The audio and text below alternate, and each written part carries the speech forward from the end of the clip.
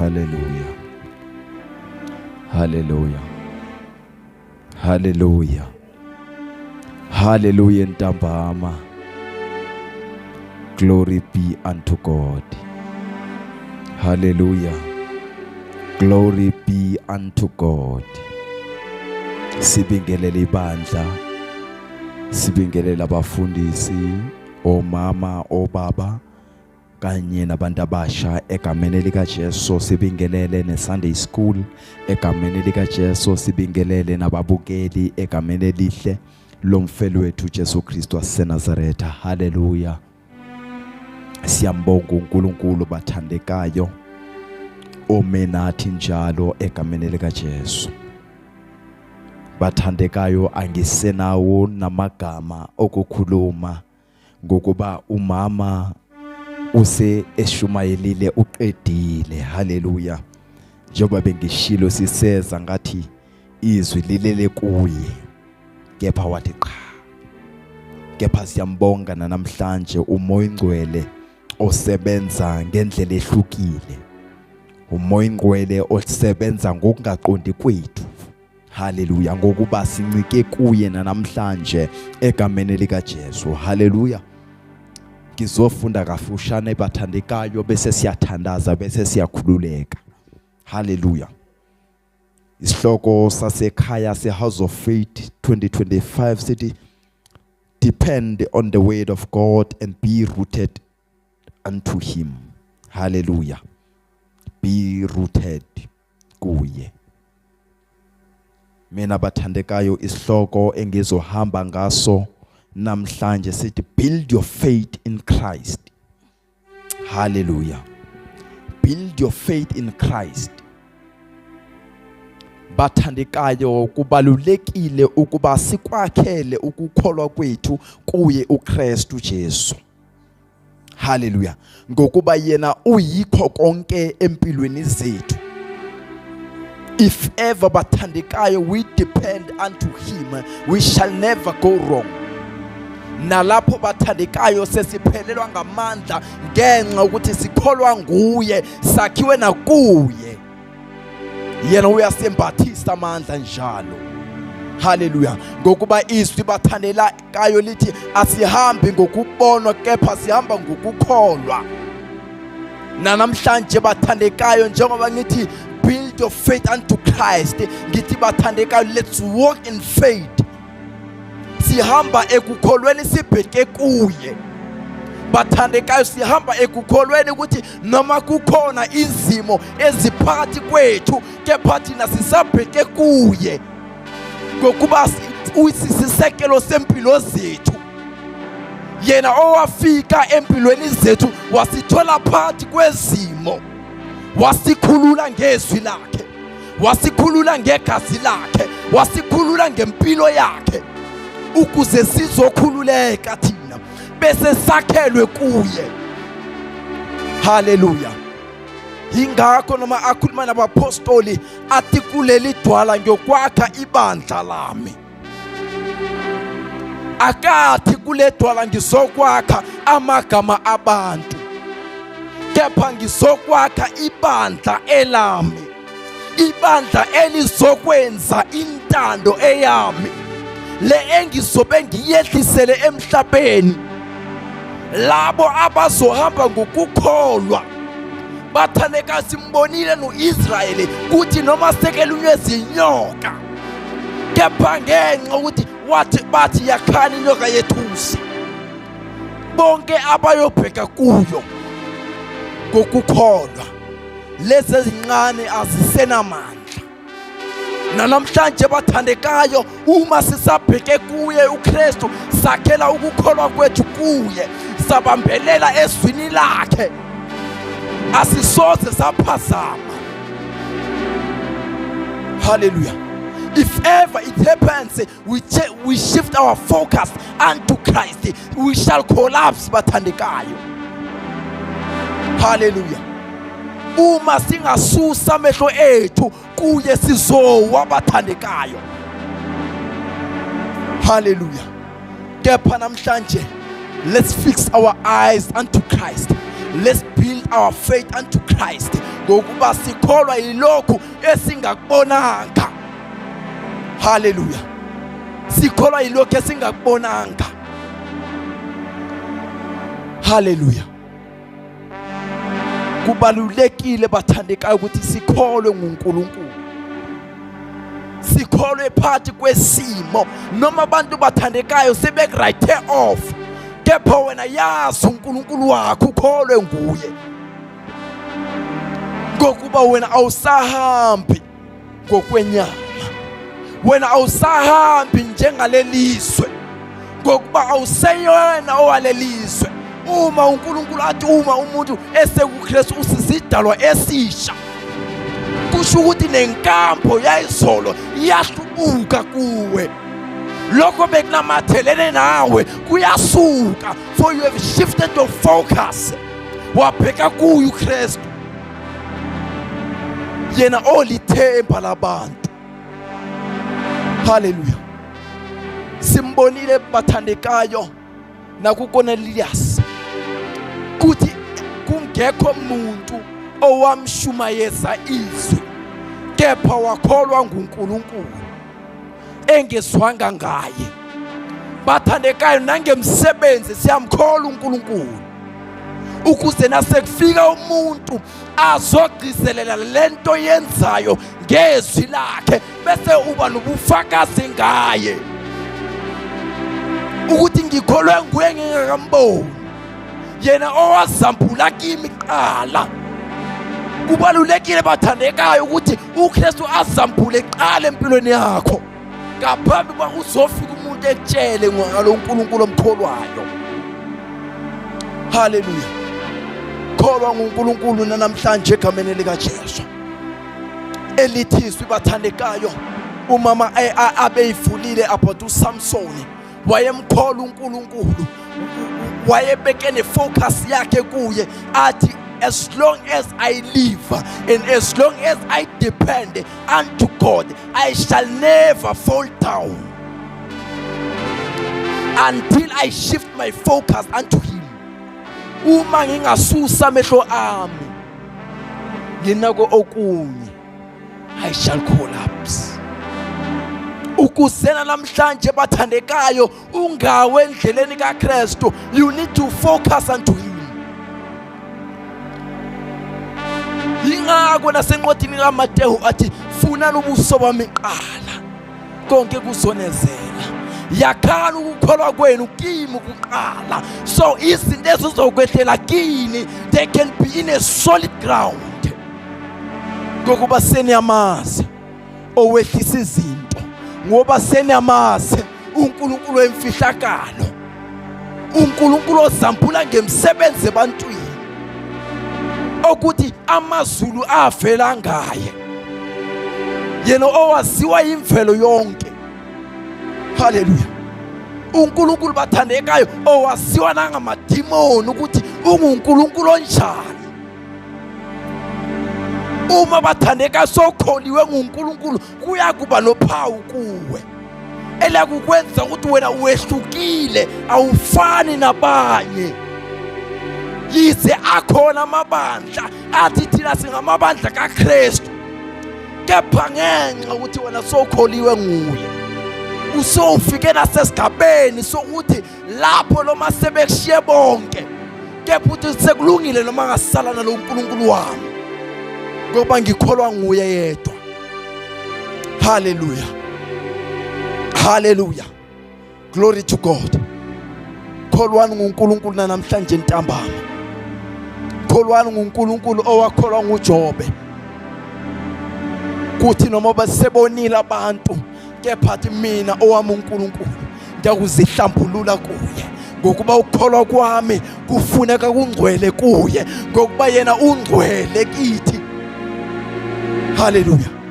Kholwani nguNkulunkulu osebenza emfihlakalweni. Kholwani nguNkulunkulu oveza izindlela nala zingekho khona, ngokuba nina senakhiwe phezu kwesisekelo esinguKristu, nakholwa nguye. Hallelujah. Na namhlanje ntambama bathandekayo, sizokholwa nguNkulunkulu yena yedwa. sebakhona uNkulunkulu emhlabeni kepha njengaye sithi akekho. Sikholwa nguye bathandekayo sesidelwe na yimindeni. Sikholwa nguye bathandekayo noma besethi akusala msebenzi osalele wena, kungenxa ukuthi wena uyakholwa. Bathandekayo noma bangasafuni ukukweseka in the vision that you have, but as long you have uNkulunkulu on your side, as long ukholwa ukuthi yena uhleze umhlengi, uhleze eyibonakalisa ngezikhathi zokuswela enguNkulunkulu, ngoba wena ukholwe nguye, awukholwanga ngumuntu. Bathandekayo, anikholwa yimi, anikholwa kimi, kepha nikholwa kuNkulunkulu osebenza kimi. It's not about me, kepha kungaye osinikezela umsebenzi. Athopalayo athi inkosi ngigqobile uba ngiyoshumayela izindaba ezinhle. uNkulunkulu esimkholwayo is the God who anoints you to do the greater things, for he shall never leave you. Hallelujah. Sizofunda bathandekayo in the book of Acts chapter number 17, soqala ku verse number 22 siqine ku 25 egameni lika Jesu.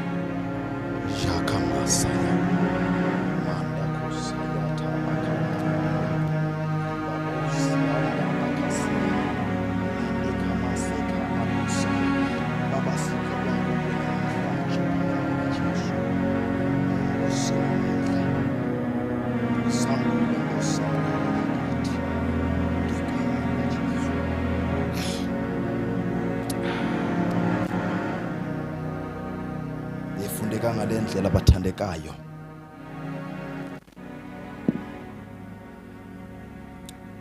U22 Izenzo chapter number 17 verse number 22. uPaul wema ke phakathi ne-Areopagu wathi, madoda ase-Atheni, ngiyabona ngakho konke ukuthi nikhonza kakhulu oNkulunkulu. Ngokuba kwathi ngihamba ngibuka izinto enizikhonzayo, ngafumana ne-altari elilotshwe ukuthi elikaNkulunkulu ongaziwayo. Lokho ke enikukhonzayo ningakwazi, yikho engikumemezela kini. 24 uNkulunkulu owenza umhlaba nakho konke okukuwo, yena oyinkosi yezulu nomhlaba, akahlali emathempelini enziwe ngezandla, futhi akakhonzwa ngezandla zabantu ngokungathi udinga utho, yena obapha bonke ukuphila nokuphefumula nakho konke, egameni lika Jesu. Baba, busisa izwi lakho kuze kube naphakade. Amen. Hallelujah. Bathandekayo, thola bathandekayo, umpostoli Paul ufika endaweni yase-Anteya, lapho afike wafumana i-altari elilotshwe ukuthi uNkulunkulu ongaziwayo. Hallelujah. Ngokuba bathandekayo, as long as simkholwa uNkulunkulu, there are parts, kunabantu kunezindawo lapho kusesekhona nabantu abehlukene noNkulunkulu. Hallelujah. Kepha ngenxa ukuthi wena lo nkulunkulu omkholwayo kunguye lo nkulunkulu abamkholwayo, kepha bengazi ukuthi bakholwa muphi uNkulunkulu. Hallelujah. Kepha sekudinga ukuthi kufike umuntu onesambulo ngoNkulunkulu ukuze azomemezela uNkulunkulu okunguyena. Sometimes bathandekayo kuyenzeka ukuthi uphathe into eright kepha endaweni ewrong. Hallelujah. Kepha ukuthi ngeke ukuthi kufike umuntu kaNkulunkulu ezohlalisa kahle, at we can see ukuthi uNkulunkulu kukhona akubekile kuwe, kepha manje ngenxa ukuthi usendaweni wrong. Size lapha ukuthi bathandekayo sizonivula amehlo, sizoniphaphamisa ukuthi lo uNkulunkulu enimkhonzayo enimenze ngezinto akuyena lo uNkulunkulu eniqabanga ukuthi kunguye. Hallelujah. Kepha mina lo uNkulunkulu engizomemezela namhlanje nguNkulunkulu omkholwa ngomoya nangenhliziyo. Hallelujah. Athi kunguye lo uNkulunkulu engimkholwayo owenze amazulu nomhlaba nakho konke okukhona. Athi kunguye lo uNkulunkulu lo ophana umphefumulo, akaphana into eziphathekayo. Kepha nina bathandekayo nisafuna izinto zokwenzwa ngezandla. Athi kholwana nguye lo uNkulunkulu engize naye namhlanje. Hallelujah. OkunguNkulunkulu ohlala phakathi kwabantu, akahlali phakathi kwethempeli, ngokuba ethempelini kuningi izinto abantu abeza nazo. Ngoba uNkulunkulu akuyena uNkulunkulu okuditshwanisa nezinto eziphathekayo. Hallelujah. Athi lo uNkulunkulu akahlala ethempelini. Abantu abaningi bathi njalo seyinkonzweni sokhonza uNkulunkulu, kepha engekho naphakathi kwalelo bandla kungenxa yezinto ezikhona phansi kwesisekelo. Kunabantu bathandekayo abantu bakholwa uNkulunkulu kepha benga-understandi isisekelo sendawo, for they are lacking the spirit of discernment. Abafuni ukusinikela kuNkulunkulu ngokuphelele, bezifunele yena ngezwi lakhe after sekenikezile konke. Nina nisafuna into eziphathekayo, nisafuna amasesha, nisafuna amanzi. Hallelujah. Kepha athi akusiyena loyo uNkulunkulu, akayena loyo uNkulunkulu osebenza ngalezo zinto. Usebenza ngokukholwa komuntu. If ever you believe ukuthi uNkulunkulu angakwenza ukuthi ngokuthandaza kwakho, it shall be possible. Hallelujah. Sambona nangemva uPetro eboshiwe, emva sekafundise abazalwane bakhe how to pray, ukuthi how to dwell in the presence of God day and night. Bathandekayo, masingabi ibandla elizofuna ukungena liphuma ebukhoneni bukaNkulunkulu, sibe ibandla elizoba on and off. Sithi namhlanje siyomkhonza uNkulunkulu ngomoya, namhlanje simkhonza ngenyama. Akayena loyo uNkulunkulu okhonzwa ngokwezimo zethu, yena uhleza senkazimulweni yethu. Bathandekayo, wena uNkulunkulu asidala, wasidalela ukuba sihlale in his presence, esiwenza ku-Adam. U-Adam wayehleze vela phambi kukaNkulunkulu uma emfuna. He used to appear same time. Wayengaqali ngokuyifihla qala, athi ngoba uhlazo lami selinjena, ngoba ukholo kwami sekunciphile. Yindaba sibe nokholo okuncane bathandekayo, kuba simazi lo uNkulunkulu esinaye, uNkulunkulu ohlala enhlizweni zethu. uNkulunkulu othi ubusuku nemini, I shall be on your side, I shall be with you. But thina bathandekayo simfuna angazi ngaluphi uhlobo. Kanti bathandeka sifuna muphi uNkulunkulu thina na? Ingabe lo uNkulunkulu esamamkela, he is not enough to us na ukuze sifune izinto eziphathekayo.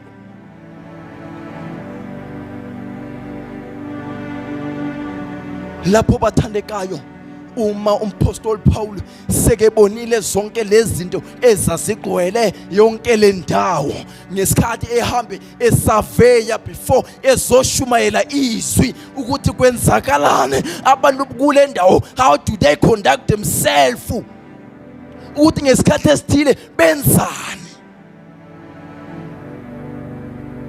Bathandekayo, the will uzothi na ufika endaweni uqala ukukhuluma ngoNkulunkulu omkholwayo, bathi bowukuphi nalo nkulunkulu, ngoba lento oyikhulumayo asiyiswa. Kuyofika isikhathi bathandekayo uthi ushumele izwi lingazwakale endlebeni zabantu, kepha wena kholwa ngoNkulunkulu owenza umsebenzi othobisa inhliziyo yomuntu noma bathi likhuni kangakanani, ngoba ukholwe nguye oqalile umsebenzi uyawufeza. Nompastor Paul wahamba ngaso leso sambulo, athi lo nkulunkulu engimkholwayo akangeke angithume endaweni angishiye lapho. Namhlanje bathandekayo is still the same God, lo ofuna simkhonze ngomoya nangeqiniso. Sikholwe nguye, sikholwe na imisebenzi yakhe. Thina bathandekayo sibusisekile ukuba sikholwe nguNkulunkulu singambonanga, ngoba uma ngasambona ngalezo ikhathi angazi ngasisizukulwane sinjani, ukuba kukhona abantu abafuna ukuya kuNkulunkulu ngenjwayelo, ukuthi uNkulunkulu mina ngim-approacha ngalolu hlobo. uNkulunkulu mina ngiyazi ukuthi nangifuna into enjena, ngithandaza umthandazo onjani ngasiphi isikhathi. Hallelujah. Masingabi naloyo mqondo bathandekayo. Let's approach God njengoNkulunkulu ohlezi nathi njalo, ngokuba yena uyayazi into esenhlizweni, noma wena uthi akayiboni, kepha uyibone ngaphambi kwawuqabanga, ngoba uhlezi nawe. Hallelujah. Athi noma akhuluma noJoshua athi gcina lencwadi yomthetho, yilobe ezibhebheni zenhliziyo yakho, ukuze ungazothi nasekufike isikhathi bese uyawa. Hallelujah. Ngokuba uNkulunkulu wayebonile ukuthi kukhona izimo ezenza abantu behlubuke endleleni. Hallelujah. Wafika umpostoli Paul wathi ngibonile uma ngizulazula kule ndawo, ngibone ama-altari abhalwe ukuthi uNkulunkulu ongaziwayo. Sinabantu bathandekayo namhlanje abakholwa izinto abangazazi ukuthi zivelaphi. Sinabantu abayolanda izinto eindaweni ezahlukile ukuthi zizohlala emakhaya abo, kepha bangazi ukuthi isiphetho salezo zinto kuyini ngazo. Nawe kufuze ukuthi uyiqaphele izinto oyilande ekudeni ungazazi, uthi ubona ubane athatha into, bathi ngoba kuyaphileka. Uyazi ukuphila kwakhona kungakanani?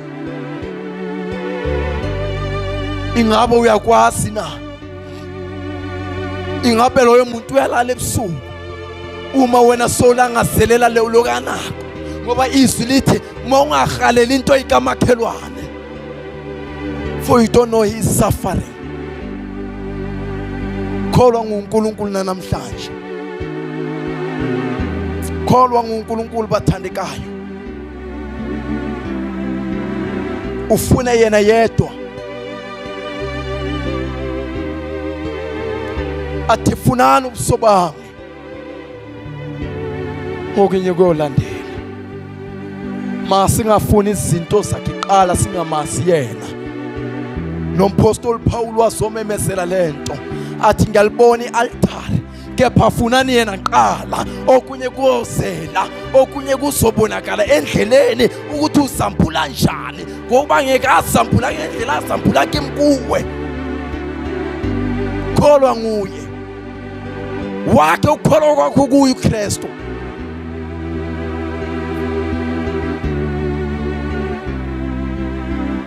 Elithizwe, work out your faith. Work out your faith bathandekayo.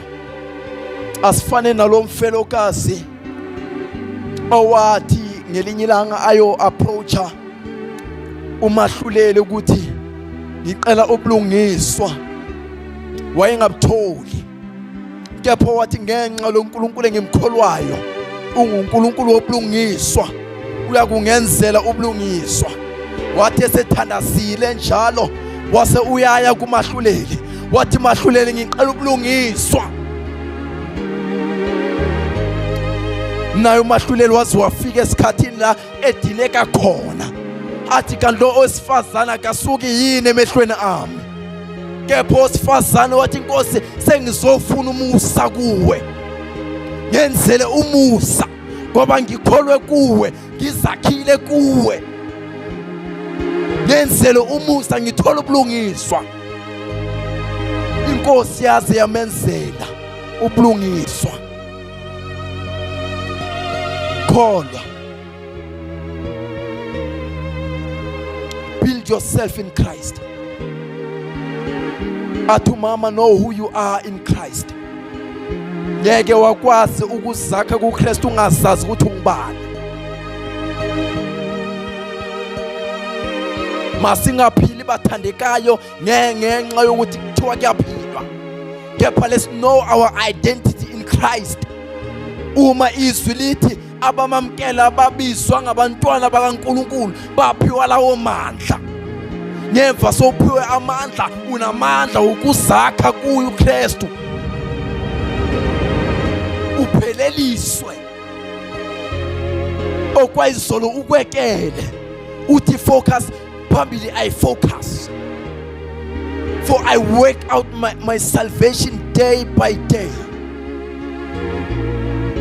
For the Lord knows ukuthi kuningi okwenzekayo endleleni zethu. Hallelujah. Ibandla lingaphakama egameni lika Jesu, bese umfundisi ubaba umnisi asondele azothandaza egameni lika Jesu.